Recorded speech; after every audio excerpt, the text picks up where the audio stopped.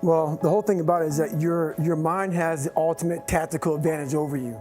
It knows your insecurities, knows your fears, it knows your self-doubts, it knows all those creepy spots that we want to stay clear of. So our mind keeps us from those spots. So the whole 40% rule is I was living my whole life kind of going away from those spots that made me very uncomfortable. Because my mind was saying, you're not good here, you're not good there. So what happens is when you get in these situations where you need more, it's like a car. A car has a governor. So, some cars have governors on. Yeah. It can go 130, but the governor's set for 92. So you're sitting there trying to race a Corvette. The Corvette flies by, but you're like, God, I wish this governor was off. Our brain has a governor also. Whenever it gets to those fears, those insecurities, those issues that we haven't dealt with in life, the governor comes on and we can't go past that.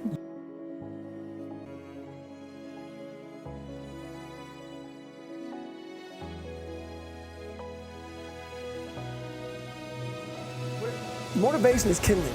So basically what it is I may motivate some people today for this 4 minutes I'm on TV. Oh my God, I'm gonna go do this, I'm gonna do that. Great. But let's say it's real cold out in New York City.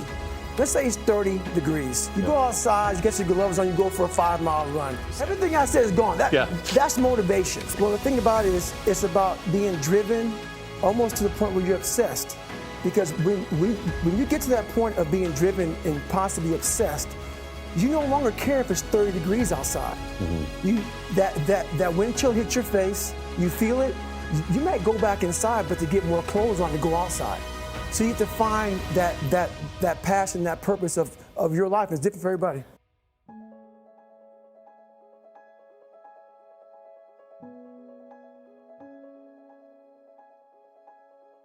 Basically, what you have to do is just look at yourself in the mirror.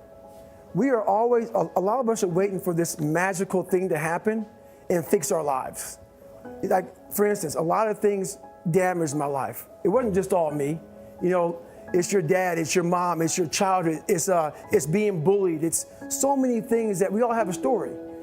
But what happens is we're always sitting in, I call it poopy pants. We're all sitting back, woe is me, kicking rocks down the street. We're waiting for some magical miracle to happen to get fixed.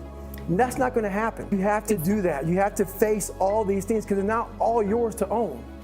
Well, how you do it first is, I call it the accountability mirror. When I was 16, 17 years old, I went to this mirror, looked at myself in the mirror, and I saw a person that I wasn't proud of. You have to call yourself out. I want to be proud of myself, but you have to call yourself out in a way that's not kind. We live in a very kind, gentle world. We have to find the right words for situations. You have to call yourself out for what it is and change the problem. You have to be real with yourself, real and raw with yourself to fix the problem. My life wasn't nice. I want to paint a real picture. I don't want to try to say, oh, let me not say this because I may offend you. Life offended me. All right. And I had to overcome it.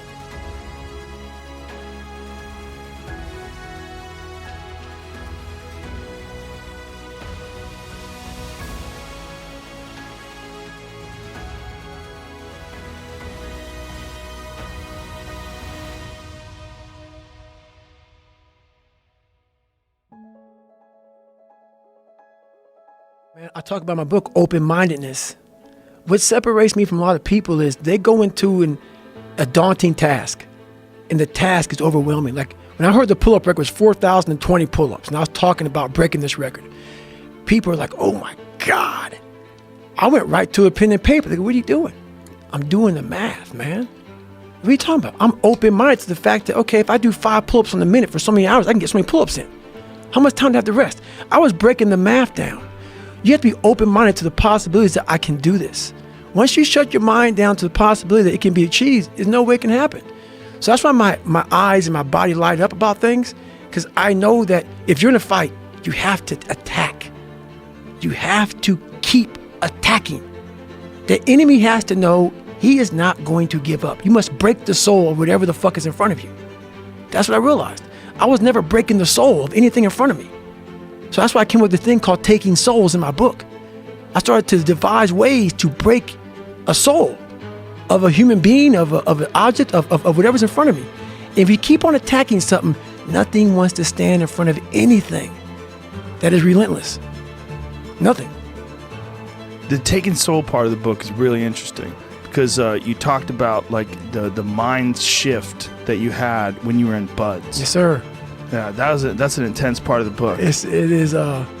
That's when a lot of stuff started clicking, man. I started watching those instructors on the side because there's 3 shifts. There's 8 instructors, 3 shifts. Because the guys going through Hell Week, they're up all day and all night for 130 hours. This is the promised land of mental hardening for me. I love this place. And you have the instructors who they've been there, done that. Now they're instructing you. So they do their 8-hour shift. They have their parkas on. It's usually cold, coffee, drinking their coffee, and they're beating the crap out of us. And when I started realizing, I started playing mind games. I was like, you know what? I bet these fuckers are looking at us, judging themselves about when they were going through Hell Week. About, let me see, I'm looking at Goggins right now. I was better than him.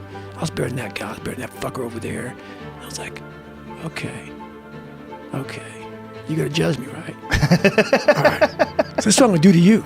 So what I started doing was I got my boat crew 2. It's in the book. It's a great story. I said, come here, guys. You can't break Boat Crew 2. You can't break Boat Crew 2. So it's Wednesday, and everybody's broken. Everybody's beat up, man. And like this is when you start moving like a robot.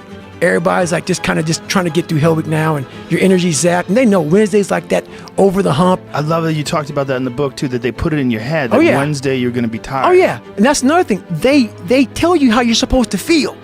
So you are feeling that way. I was like, don't let these motherfuckers tell you how you're supposed to feel. No, it's day 1, motherfucker. This is hour 1. So I was getting my boat crew all jacked up. I said, we're going to take these motherfuckers' souls. So when they had us doing this simple thing that guys are struggling with, Boat Crew 2 was just launching the fucking boat in there, yelling, yeah, you can't fucking hurt us. You can't hurt Boat Crew 2.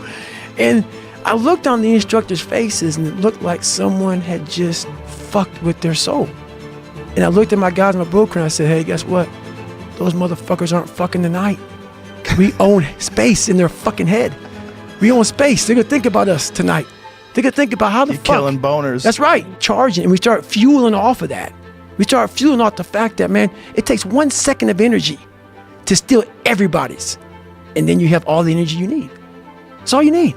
You need to look at someone's eyes. You know how it is when you fight somebody and you broke that motherfucker. He's like, oh, God, man, I don't want to go back to the next round. And you feel like, my God, I can fight all day. I can fight all day long. That's what taking souls is. But you have to have the will, the heart, the courage to go that distance when you're exactly jacked up. You have nothing left to give, and give more.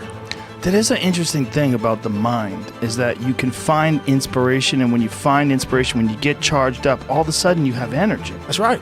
It's right. It's weird. And I talk about in the book also is about I learned how to control my adrenals. If you know how you get that fight or flight response when you get to move real quick. Yeah. And I started learning the mind a lot, how to get myself jacked extremely fast, like in a horrible environment when everybody's miserable. I learned how to really find strength in the misery. When everybody's suffering, everybody's all poopy pants and their mentality's down and everything, I started just like, my God, this is where I shine. And I started using all that misery for tons of drive and motivation to then lead people further. Because you can get a lot of power through misery. And once people see that, my God, Goggins is fucking going, then everybody says, roger that. Let me get my shit and go too. So I started realizing that if you can just find strength just a little bit longer, you will have a crew of people following you along the way. And that is another thing that no one can ever teach you. You're going to have to learn that on your own. Mm-hmm. You're going to have to figure out how to pull that energy out of your mind on your own.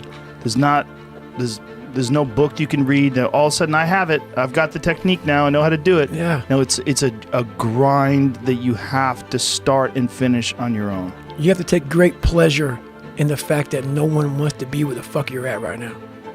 Great pleasure in that. And what makes, it has to bring a passion out of you.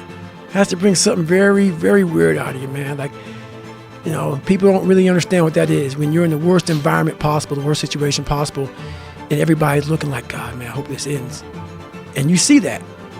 Time slows down and you see that. You're feeling that. Everybody has that look on their face like, God, this got to go. I don't want to be here anymore.